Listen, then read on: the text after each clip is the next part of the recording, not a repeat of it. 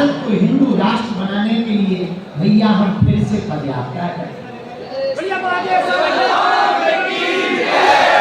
तो हमारी पदयात्रा भैया इस बार 7 तारीख से शुरू होगी नवंबर, दिल्ली के कात्यायनी माता मंदिर से वृंदावन के बांके बिहारी पर पहुंचे।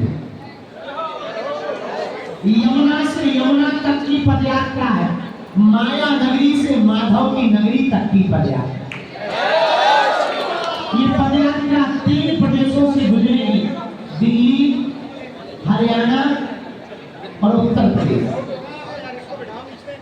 इन तीनों प्रदेशों से 140 किलोमीटर तक की यात्रा करेंगे। लाखों लोग मिलेंगे,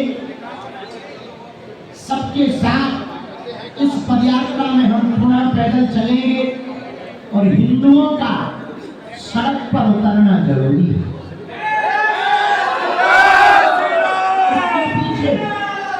ताकि सामाजिक समरसता हो, भेदभाव मुक्त भारत हो, हिंदुओं में एकता हो और हमारी यमुना महारानी बच जाए, निर्मल हो जाए, ताकि उनका जल फिर से बांके बिहारी पर चलने।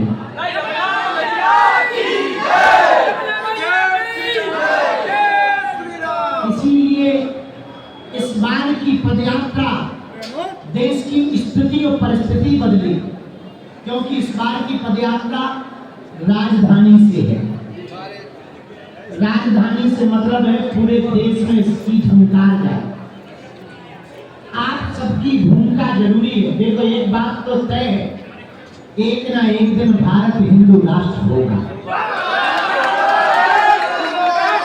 वर्तमान में अघोषित हिंदू राष्ट्र है, भविष्य में घोषित हिंदू राष्ट्र होगा।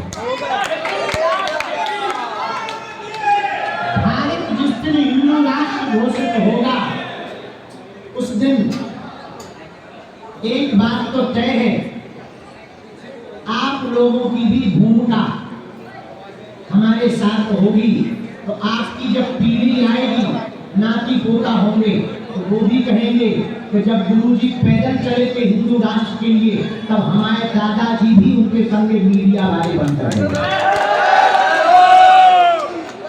एक अमिट, एक ऐसा नाम आप पीढ़ी दर पीढ़ी के लिए देकर जाएंगे जो आपके लिए तो बहुत महानता का प्रतीक होगा ही, इसके साथ देश के लिए भी जरूरी है। देश को खोखला जातियां कर रहा, देश को खोखला जातिवाद कर रहा।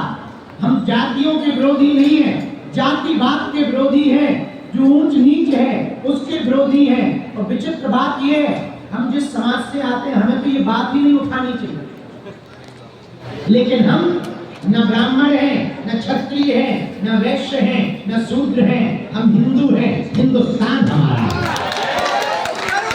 ये बात अलग है, हमारा जन्म शूद्र वंश में हुआ, हमें अपनी परंपरा पर गर्व है, अपनी वर्ण व्यवस्था पर गर्व है, अपने वेदों पर गर्व है, लेकिन अभिमान नहीं है।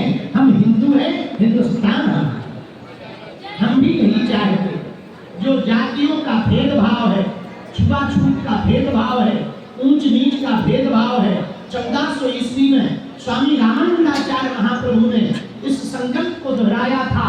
कबीरदास जी को चेला बनाकर, रैदास जी को अपना शिष्य बनाकर रामानंदाचार्य जी ने जो परंपरा चलाई थी, जो आज जगद्गुरु शंकराचार्य ने चारों मठों की स्थापना करके परंपरा चलाई थी, अब हमने भी प्रण ठाना है उन्हीं महापुरुषों के वचनों को मानकर इस देश में जब तक छुआछूत नहीं मिट जाएगी, जात पात ऊंच नीच नहीं मिट जाएगी, ये अभिमान नहीं लोगों का चला जाएगा, हम तलवारों की लड़ाई नहीं विचारों की लड़ाई करेंगे।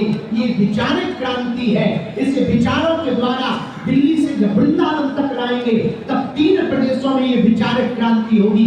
धीरे धीरे भारत के सभी राज्यों में होगी, धीरे धीरे सभी जिलों में होगी, सभी गांवों में होगी, सभी लोगों में होगी और भारत हिंदू राष्ट्र होगा।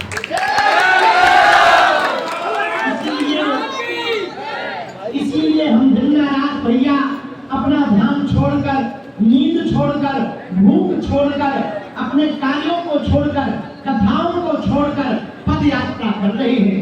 भैया हमारे साथ ना तो कोई है, ना तो हम किसी पार्टी के लिए कर रहे हैं, न किसी पार्टी को जिताने के लिए कर रहे हैं। ये पदयात्रा सनातनियों की है। जिस जिस पार्टी में सनातनी है उस पार्टी की है। ये किसी नेताओं की यात्रा है भैया। इस देश को हिंदू राष्ट्र बनाने के लिए एक ही रास्ता है। पूछो क्या?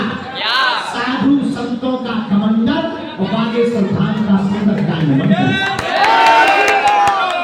तो संतों ने तो आशीर्वाद दे दिया, ब्रजवासियों ने आशीर्वाद दे दिया, वृंदावन वाले सभी संतों ने आशीर्वाद दे दिया, दिल्ली के सभी महापुरुषों ने आशीर्वाद दे दिया। अब भैया आप लोगों से प्रार्थना है, 2-2 दिन का टाइम की छुट्टी ले लेना, 7-7 दिन की छुट्टी ले लेना। 7 नवंबर से 16 नवंबर तक दिल्ली से वृंदावन तक की तैयारी कर लेना, क्योंकि ये वैचारिक क्रांति है।